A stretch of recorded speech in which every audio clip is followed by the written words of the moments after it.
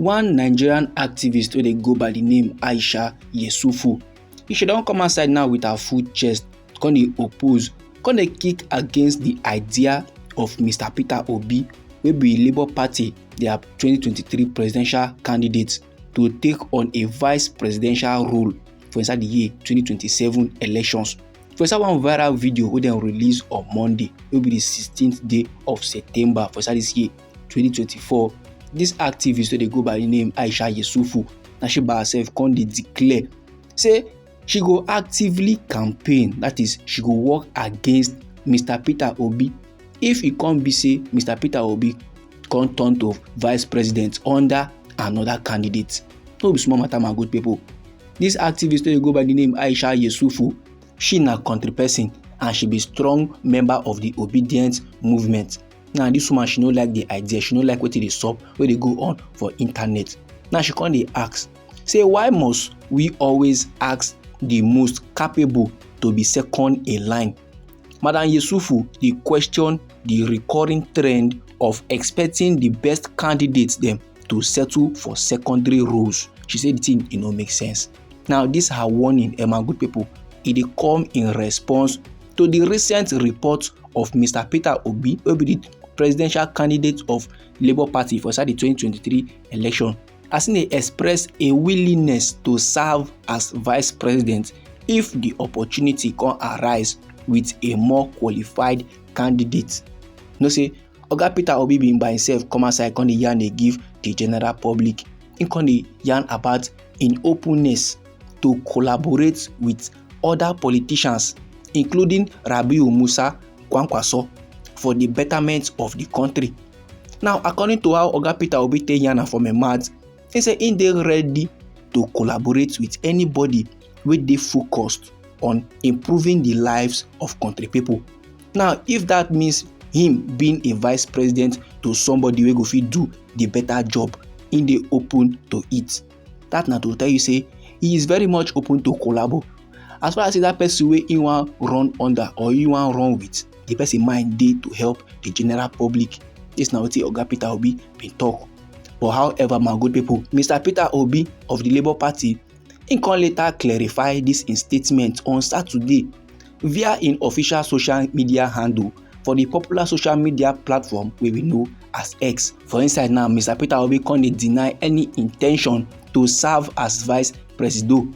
He say he no get any time when he talk with a mouth or when he get any desire to be vice president for inside the 2027 general election. So that is, he don't denounce the claim. He say those claims now are propaganda, and in focus remain on addressing the immediate issues of the country Nigeria, like hunger and insecurity, not on future elections. So he just leave that future election matter, in the focus on the now. He want to make country people their life better. He want to make insecurity japa. He want to make food surplus for inside the country Nigeria. So he never think about 2027 general election. Now we no can know which one we go believe. Make it nobody say if Mr. Peter Obi na man with the wine. No be saying we can't go talk A, can later go talk B for back. We no get anything against them, because normally all this kind of tension, all this kind of levels, it always happen anytime we election one sup for inside the country Nigeria. Country people, their mind go dey beat gbing because they know wetin dey sup. Now the last general election we happen for inside the country, we never still forget how that one take waka. And countrymen, they are not ready to go through that process again. They no wan see wetin happen for inside 2023 general election can happen for inside the year 2027, because that kind of levels normal, it no go make sense. But if you ask me, my good people, this man will be Mr. Peter Obi of the Labour Party, even as he no win the 2023 general election. Although that time he be carry the matter go court, but last things no can still work out the way he be expect them to go. You get? But you see, Mr. Peter Obi of the Labour Party, since that time, he still dey do the necessary to help the general public. Now so this man go orphanage, go donate money, donate food. Now so he go northern states, go donate borehole. Everything na to just make sure say the suffering of country people is reduced in one way or the other. Even when this current administration, wey dey led by President Bola Ahmed Tinubu, can initiate some kind of policies, whether good or bad, if the policy good or if wetin dem do make sense, im go congratulate the presidency. like when the presidency come follow the donate borehole to the northern state kwa, Mr. Peter Obi come dey thank the presidency say as dem do am, dem try well well. That one now go give the general public wey dey for inside the northern area clean water to prevent sickness and all those kind of level. Then when the presidency come dey initiate some kind policy wey dey choke the general public, Mr. Peter Obi of the Labour Party go still come outside dey yarn dey give the presidency say this una policy e no make sense, make una try change am. So even with the way im come even dey put mouth for the matter, some of country people plus the presidency come dey abuse Mr. Peter Obi. They come dey call am some kind names wey no dey friendly, but still the man still continue to dey talk the necessary, and im dey talk am, im dey do all this level in the interest of the country people. So true this man mind dey.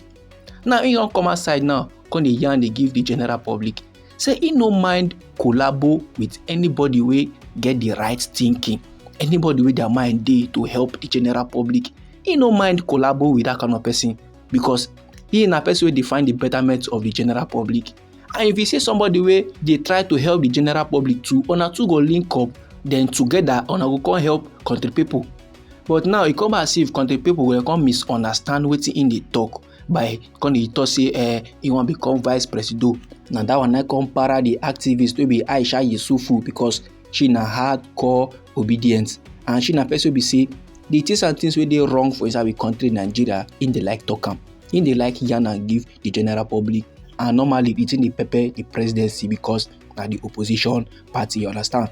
So Aisha now don promise to work against Mr. Peter Obi if im find out say Mr. Peter Obi wan become vice to anybody for inside the 2027 general elections. And for inside the viral video wey she make, she let the general public know say the only reason why she go para on top the matter na sake of say e go come by as if Mr. Peter Obi just wan enter the presidency seat. E go be as if he wan just become leader or ruler for inside we country Nigeria, and he no true care about the general public. So e go come by as if you dey betray the people wey trust you, you understand. I know say that na why she go make that kind of comment to talk say im go against Mr. Peter Obi if you find out all those level. This man good people, na the information I wan share give the general public. Anyhow the thing be for body, feel free make it drop am inside our comment section. This na Anointed Lady TV. Now they like give una legit information on the things and things wey dey happen for inside we nation Nigeria.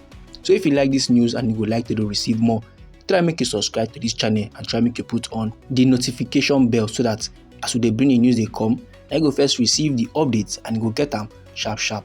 And they come your side again with another interesting information for you, my good people. I beg, no go anywhere.